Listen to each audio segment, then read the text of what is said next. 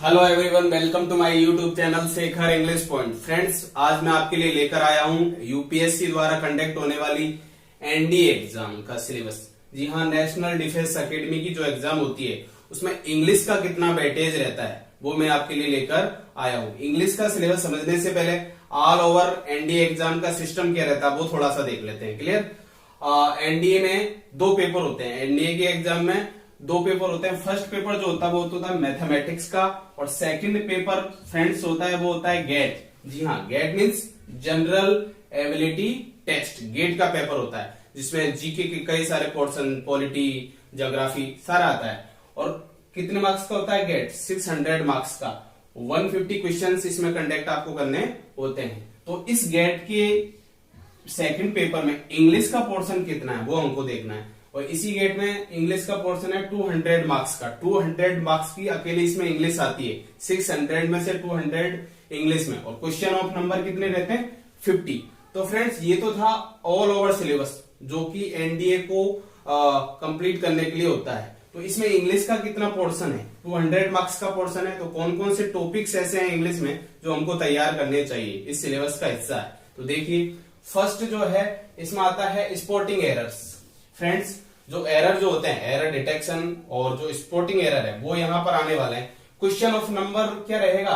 8 to 15 question इसमें आते हैं। यानी कि एरर आपको फाइंड आउट करना होता है, एरर करेक्शन करना होता है। ठीक है।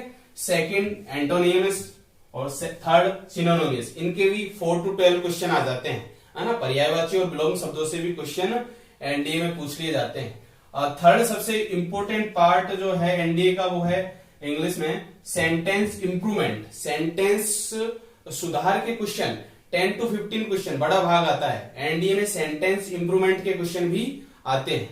यानी कि आपको कई सारे सेंटेंस रहेंगे 4 टाइप के एबीसी, उसमें से जो सेंटेंस का रॉन्ग टाइप है उसको सही करके उसमें राइट आंसर बनना होता है।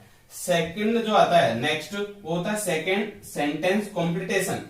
5 to 6 क्वेश्चन आते हैं। सेंटेंस कॉम्प्लीटेशन क्या होता है फ्रेंड्स? एक सेंटेंस दिया रहेगा, उसमें एक वैकेंट प्लेस रहेगा, खालिस्तान रहेगा। उस सेंटेंस के नीचे 4 ऑप्शन आपको रहेंगे एबीसी। जो बेस्ट आंसर मीनिंग है वो उस सेंटेंस में बननी होती है, उसको बोलते हैं सेंटेंस कॉम्प्लीटेशन। 5 to 6 क्वेश्चन आने वाले।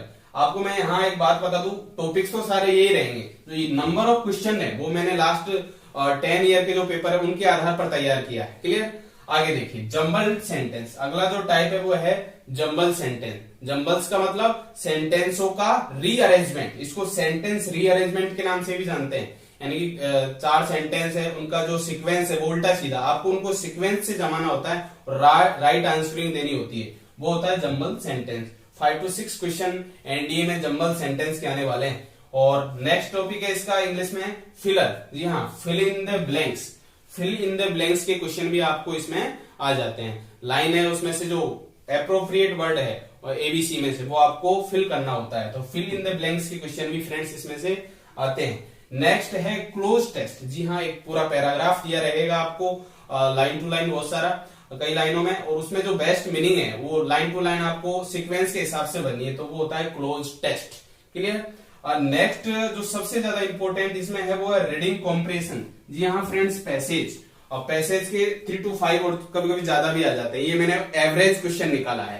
तो पैसेज तो आप पढ़ते हो, 12th में भी आता रहता है। तो पैसेज हर एग्जाम का हिस्सा होता है। मैं बता दूं, रीडिंग कॉम्प्रिहेंशन, पैसेज के क्वेश्चन आते हैं। पैसेज में क्वेश्चन किस टाइप में आते हैं? वैकेंट फॉर्म में भी आते हैं। क्वेश्चन रहेगा, उसका आंसर भी पैसेज में से हमको फाइंड आउट करना आता है। तो फ्रेंड्स, ये था एनडीए एग्जाम का इंग्लिश सिलेबस, और साथ में ऑल ओवर का भी थोड़ा देखा है हमने। तो इंग्लिश एग्जाम इंग्लिश में इसका कितना पोर्शन है ये हमने देखा है। आई होप फ्रेंड्स आपको वीडियो पसंद आया होगा।